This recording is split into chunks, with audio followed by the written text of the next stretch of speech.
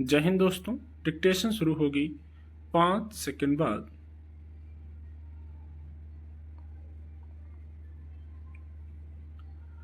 इससे बड़ी विडंबना और क्या होगी कि देश भर में जिन कुछ परीक्षाओं को सबसे पुख्ता इंतजामों के बीच कराए जाने और उनकी गुणवत्ता के लिए जाना जाता रहा है, आज धांधली या फिर पहले ही प्रश्न पत्रों के बाहर आ जाने की लगातार घटनाओं के बीच उनकी विश्वसनीयता को गहरी चोट पहुंच रही है। इन परीक्षाओं का आयोजन कराने वाली एजेंसी की साख इस तरह गिर चुकी लगती है कि अब उसकी क्षमता पर सवाल उठने लगे हैं। सवाल है कि अगर यह स्थिति पिछले काफी समय से निरंतर बनी हुई है तो इसके लिए किसकी जिम्मेदारी बनती है।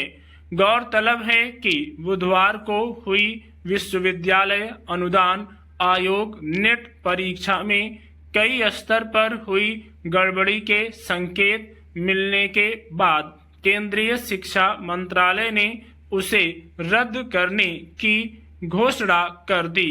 दरअसल परीक्षा के अगले ही दिन यूजीसी को गृह मंत्रालय के भारतीय साइबर अपराध कोऑर्डिनेशन केंद्र से परीक्षा में गड़बड़ी होने के स्पष्ट संकेत मिले थे।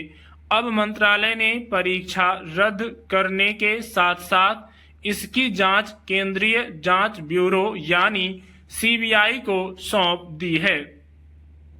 जाहिर है अब समूचे मामले की जांच की प्रक्रिया चलेगी, लेकिन कितने दिनों में उसका नतीजा क्या आएगा, किसे कटघरे में खड़ा किया जाएगा, क्या कार्रवाई होगी, गड़बड़ी से बचाव के क्या इंतजाम किए जाएंगे, इसे लेकर कोई स्पष्टता शायद ही सामने आए।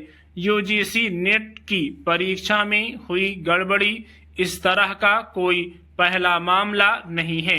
देश में अलग अलग राज्यों में स्थानीय और राष्ट्रीय स्तर पर चिकित्सा और इंजीनियरिंग पाठ्यक्रमों में दाखिले के लिए आयोजित की जाने वाली परीक्षाओं के दौरान गड़बड़ी या प्रश्न पत्रों के पहले ही बाहर आ जाने की घटनाएं पिछले कुछ समय से लगातार सुर्खियों में रही हैं। यह तब है जब इन परीक्षाओं में शामिल होने वाले विद्यार्थियों को परीक्षा केंद्र में प्रवेश के पहले बहुस्तरीय और बारीक जांच की प्रक्रिया से गुजरना पड़ता है और किसी भी तरह की संदिग्ध वस्तु अंदर ले जाने की छूट नहीं होती।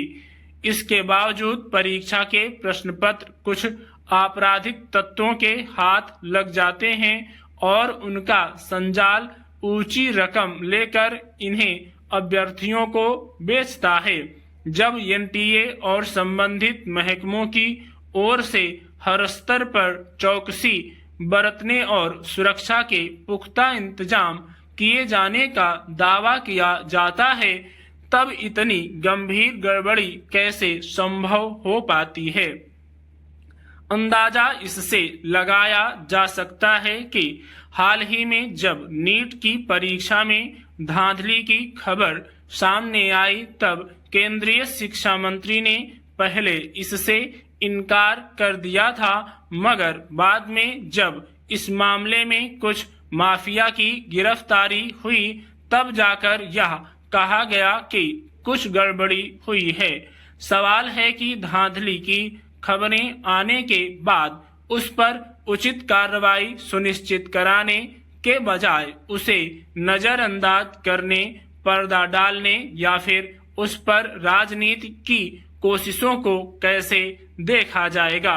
जिन परीक्षाओं में लाखों विद्यार्थी एक उम्मीद लेकर तैयारी करते हैं, उनके प्रश्न पत्रों को बाहर निकाल कर लाखों विद्यार्थियों के भविष्य से खिलवाड़ करने वाले माफिया या आपराधिक तत्वों की पहुंच कैसे परीक्षाओं के आयोजन से जुड़े उस तंत्र तक हो जाती हैं जो पूरी पारदर्शिता और सख्ती के साथ परीक्षा आयोजित कराने का दावा करता है। स्टॉप।